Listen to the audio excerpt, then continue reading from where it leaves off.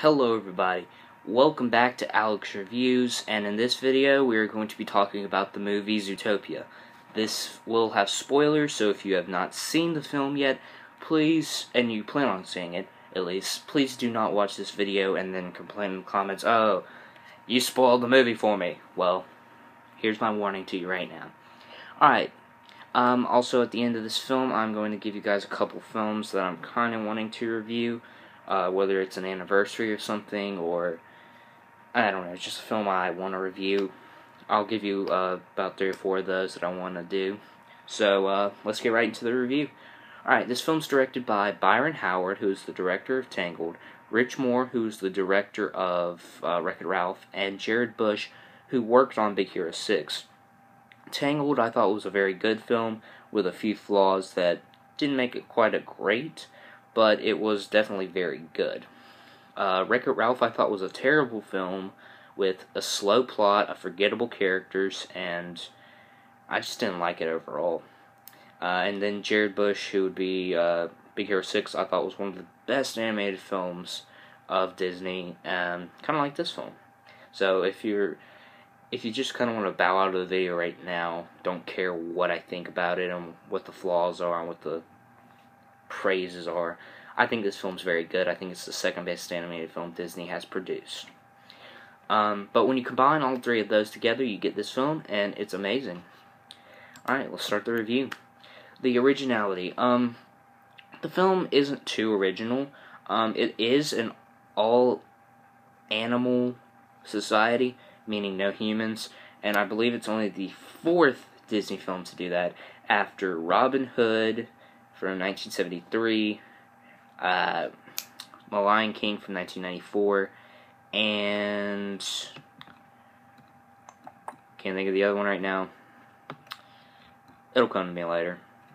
Alright, anyways, so that's fairly original. Only 4 of them having an all-animal cast. Yeah, pretty original. Alright, the predictability of the film. Yeah, this film was fairly predictable, but, I mean, what Disney movie, to be honest, isn't completely predictable? I mean, Chicken Little was the other one. Anywho, the predictability of this film is fairly predictable, but what Disney movie isn't predictable? I could tell Bellwether was going to be the villain after about 30-45 minutes of the film, whenever Lionheart was eliminated. Because I thought it was going to be Lionheart at first. He's the mayor, and he doesn't have a huge role. But then I was like, maybe not. And then he got caught, and I was like, okay, so it's not him, so who is it? And then it's Bellwether. Alright, so, but once Lionheart got caught, my thing was, oh, this film's over? It's a short film. Oh wait, no. It's actually going to have another plot. So, yeah, that's why I'm giving it a 2 out of 5, not a 1. The characters. These characters are damn near perfect. Nick Wilde is probably one of the best characters since, in all of Disney animations. Probably the best character.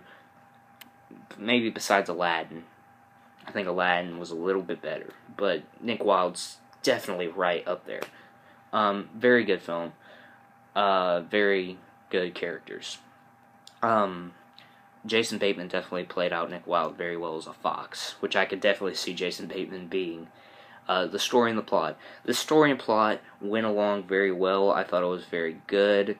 It was a crime investigation sort of thing, and it wasn't completely predictable. It had a little bit of mystery in it, and I could have never guessed about the flower thing. I would have never guessed that. 9 out of 10. The moral of this film, for one, not everything is as great as it seems, and that is 100% true. I believe that. I'm with Nick Wilde on that. 2, discrimination and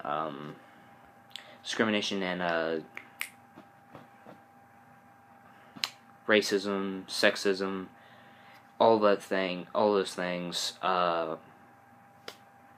it hits them, and it hits them hard. It wants you to know that, hey, this is wrong, this is morally bad, this is morally wrong.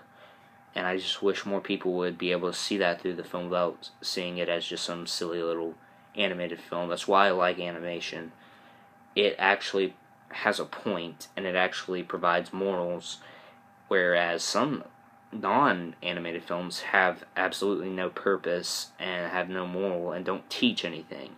At least if I'm making a movie, I'm going to want to teach something to the audience. And I believe this film does this very, very good. The animation of the film. This animation is top-notch, whereas I thought Big Hero 6 had a couple problems, and I didn't really care for the character animation, for the humans. I love this animation. This is perfect. The fur, just down to the fur, it was very, very good. 10 out of 10. Is it or will it be dated? This film's not going anywhere. Just like Circle, it talks about the heavy topics, and it's not going anywhere. It will not be dated at all. 5 out of 5. The pacing of the film. This film flowed perfectly. I was never wondering, like, oh, is this going to stop? Can this one scene please stop? Please? No, I was never like that. The impact that I felt from the film. I definitely a 10 out of 10. I mean, this film hit hard. It hit at home. It brought me to tears, and it brought me to tears of laughter and tears of crying, because I really liked Judy, and I really wanted Judy to, I really wanted Nick to forgive Judy. So, does it hit the target audience and beyond? Anybody can watch this film. 10 out of 10. There's no mistake about it. A lot of animated films are like this. Some are just for kids, and those are films that sometimes aren't even supposed to be just for kids. Some films are just supposed to be for no one. Sorry about the thunder. It's raining here. Alright, and then it definitely is the target audience. The relatability, 10 out of 10. I can relate to Nick Wilde so much. I can relate to Clawhouser a little bit. Even down to the supporting characters, you can relate to them some. That's just brilliant. 10 out of 10. And then the voice acting. This film definitely has very good voice actors. You got Ginnifer Goodwin from Once Upon a Time, Jason Bateman from everywhere, Idris Elba, very new, to be honest. I have not seen his name around much. I've seen a little bit, but he also did Shere Khan in the Jungle Book. So he's climbing up into the Disney ranks. It also had Jenny Slate, who's the villain. Nate Torrance, I love Nate Torrance, but he played Clawhouser. Bonnie Hunt was a minor character, so were Don Lake, Tommy Chong, and J.K. Simmons, and Shakira. So, but they all did brilliant with the voice acting, especially Jason Bateman and Ginnifer Goodwin. They played off of each other very, very well, and they were like, and the behind-the-scenes thing, they wanted to be there together to interact with each other instead of recording their lines and then recording her lines or something like that. They were there together, and they were playing off of each other, just like, to be honest, what you're supposed to do. Alright, so this film was a very, very, very good film. To be honest, it's my second favorite Disney animated film yet. Top 25 film of the 2000s so far. Jeez, that thunder is weird. Alright, anywho, my overall score of the film, it's a 9.5 out of 10.